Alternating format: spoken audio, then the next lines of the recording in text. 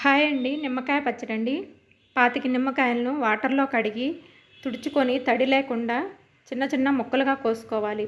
ముక్కలను ఒక గిన్నెలో వేసుకొని 200 గ్రాముల ఉప్పు, ఒక స్పూను పసుపు వేసుకొని కలుపుకొని 3 రోజులు ఊరబెట్టుకోవాలి.